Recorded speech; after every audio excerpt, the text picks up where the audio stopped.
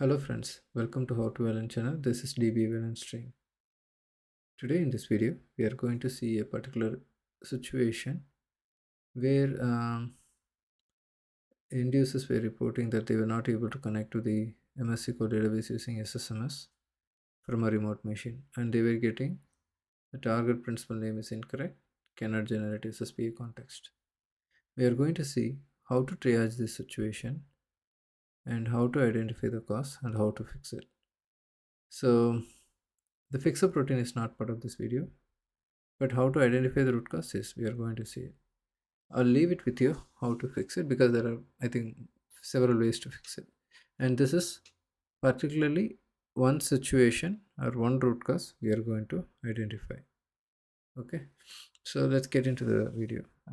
As usual, we narrated our steps on how we triaged the incident, and finally how we found the root cause. So our objective, troubleshoot one of the reasons for the below error in MSSQL. The target principal name is incorrect, cannot generate SSPI context. To know more about what is SSPI and what is service principal and so on, you can refer to this Microsoft document, so which will help you with providing more context on this. To make it very simple, service principal is needed in order for Kerberos authentication to work in any database, be it Oracle, be it MSSQL. You need to have your service. For example, the Oracle database is also service, SQL Server is also a service. They need to work with AD. How do they connect with AD? They need to delegate. For example, if you log into Windows machine, the Windows machine is actually authenticating, which means it actually takes in your username and credential and authenticates against the Active Directory, right? So you need to delegate the permission to some entity. That entity is the service principal name. The service principal name takes your username and password and authenticates against the AD. So that's important. And service principal name is very unique identity, like your LAN ID in enterprise. Each one of your LAN ID is unique, right, in the particular domain. Likewise, service principal is a kind of a LAN ID for identifying that particular service, and that service is identified in such a way that it is unique. How? On that machine, that particular service running on that port number is always going to be unique. So that's how they identify a service name, be it Oracle or be it MSSQL. That's how we need to identify, and that's a basic foundation for Kerberos.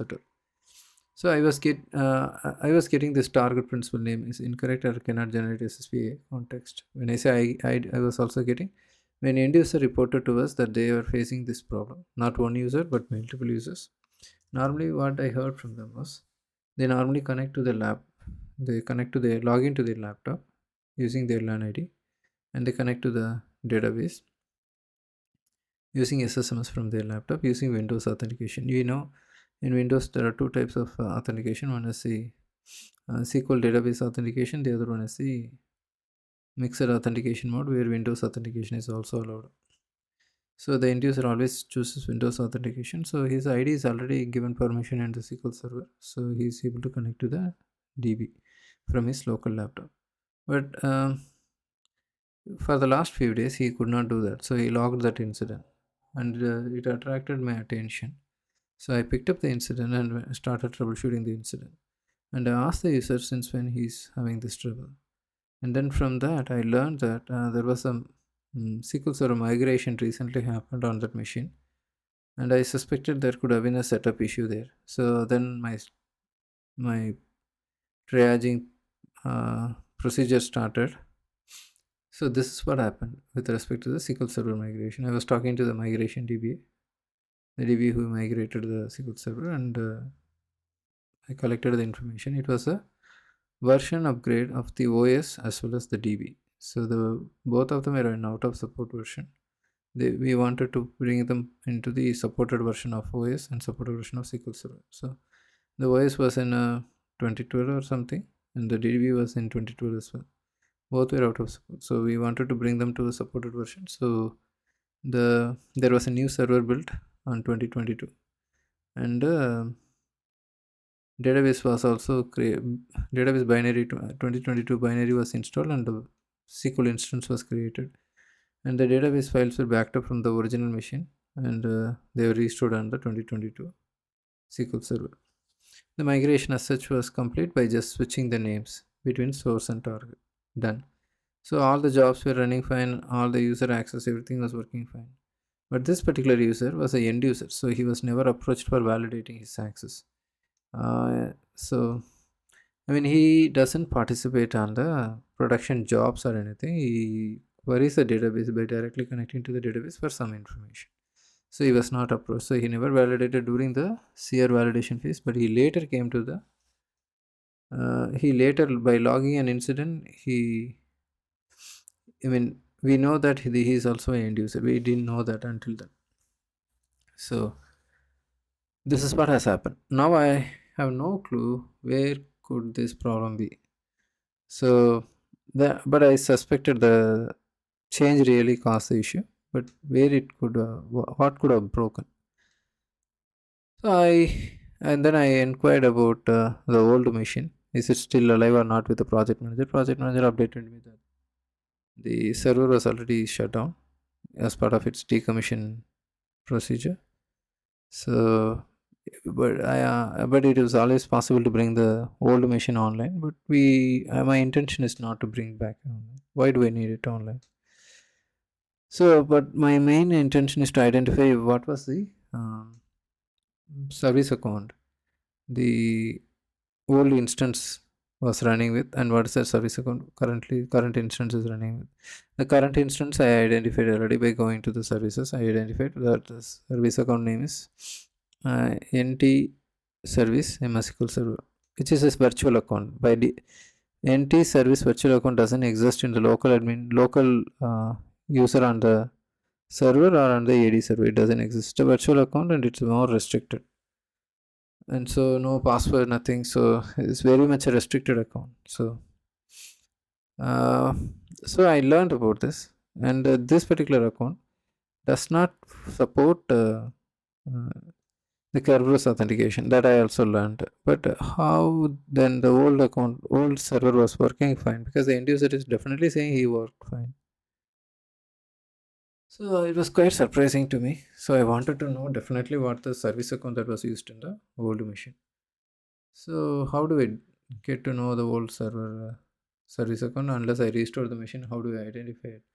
This is when something struck my mind. Why don't I restore the registry of the old machine? And that should actually tell me the service account that the Microsoft SQL Server was using. But where will I restore that registry? I know I have exported and imported registry as part of its backup and restore. So now no one took the registry backup before shutting the machine down, so I don't have a registry backup. But if I actually connect with my backup admins, I have the live database file. Registry is a database, and it's a hive database. So I really have the database file as it is, raw data, but I don't have any backup. So, but even with that raw data, if I try importing that raw data into my registry, it will overwrite all my data in the target machine wherever I do this. So I was trying to find out a possible solution as to how to avoid this, and then I figured out actually we can restore them using a particular method. So what happened? I asked my backup admins to restore the system, software, security, SAM, and default, all these hive files from this particular location. If you go into this location, you will really see all these files. So if I show you this.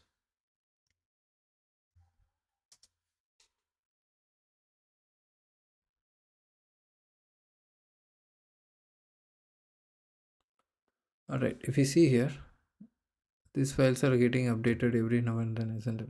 13th August 2025. That was last time it was updated, but anyway, why I don't know. But this is the last update.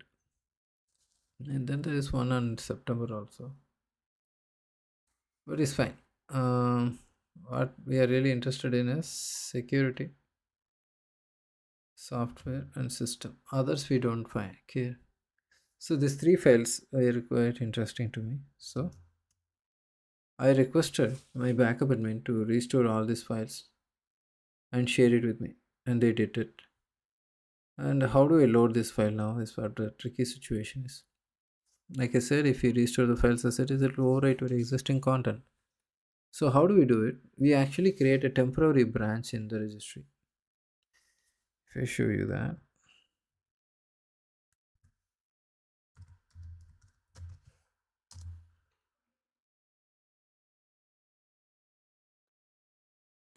if you see here, this is how our registry looks. If you expand it, it will become a very big branch, I think. The next one, and the next one, and the next one, and the next one. Okay. So these are all each this is users. I think this is local machine, current user, and classes and current config. So all this has the setup information or configuration information about a particular uh, environment setting or entity. So if I come over here, now if I replace this H key, I mean if I by loading the system, for example, by loading the system security or software, I will replace the complete branch here, which I don't want to do. So it has so many information. I don't want to replace any of my system information or software information completely altogether. So if I restore my system, it will completely restore all of my configurations here, which I don't want. I'm not really interested in doing it. So the only way to do is create a new branch here, new. But we are not going to do this way. I'm just telling you. You create a new branch like system. You will create a temporary branch, and inside the temporary branch, you will restore the system. Inside the temporary branch, you will restore the software. Inside the temporary branch, you will restore the security. For us, system is the only one that we are interested in because system has the service information. If I show you the control set 001, you see here, then services. You see all the services that we have, including MS SQL Server. If I show you this, I'm going to again show you the same machine's backup and load restore. But I just wanted to show you that this is how it looks. Here only it starts coming up. MS SQL. Yeah, you see here. You can see here, right? This is the service name, NT service MS SQL Server. This is what my MS SQL Server is running with. I will show you here. SQL Server, MS SQL Server, NT service, MS SQL Server. You see here that is mapped already to a value here, right? So we need to access this. How will I access for the old machine is the challenge. Okay, let's close this. Okay, now let's go to the actual notepad where we listed the procedure. So the procedure that we need to follow is, again, this is the second part of the phase. So how to how to load and unload registry from one server to the other. That is what is going to assist us in the issue identification. Now I need the backup. I have the I need the backup of the old machine. I have it, and I need to particularly restore this registry files, hive files. I have it. I have them now. So how do I restore them to my current machine, which I have access to, where I have root access, sorry, or administrator access, without which you cannot do this operation. You need administrator access, okay, for operating the registry. So for testing, you can't access live registry. Yes, if you open registry.exe, if you keep the registry file open, you will not be allowed to perform any operation on it. So you have to close it. We already closed it. And also the machine is running now. The machine whichever I am showing you is already running. So you cannot copy the live registry. You cannot copy the registry file. I mean, for example, the C drive, we have it, right? I cannot copy this and paste it somewhere else. It will tell me that this file is in use. So you need to find a way to actually copy the file from the existing location to a new location with which we can operate. And for this, this is not really our objective, but I'm just telling you how to copy the registry file from one location to the other only for, I mean, it's a live backup of our Hive database. So registry export import is the right method. But if you still wanted to copy the registry Hive file access, this method can be used. So see here, I'm going to save the registry, which mainly is system file, and I'm going to do it in the PowerShell, which I already finished it. Okay, just I'll clear it. I already tested this procedure. You see here, this operation completed. But if you keep the registry open and do this, or if you try copy pasting it manually from Explorer, it will not work. Okay, you will face an error. Now we finished it. The file is available here. Okay, if you go here,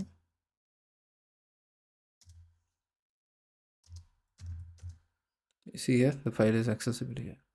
Next step, and moreover, you see it's an administrator Windows PowerShell. Okay, so you need to be very cautious on that.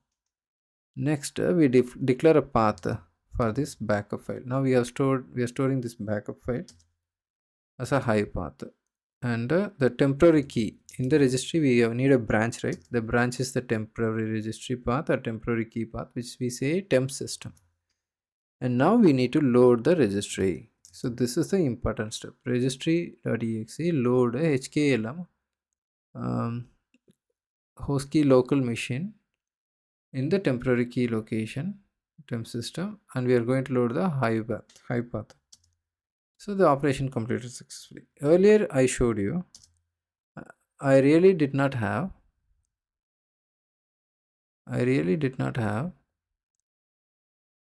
anything beyond the system. Now you see the temp system is loaded. Now if I go here to control set 001, imagine this is actually coming from the same host key local machine. I mean, it's coming from the same file, same server, same laptop. But in your case, it is, in my case, in my work, it is not the case. It came from the old machine, restore. So now I have access to the services. I'll just type MSSQL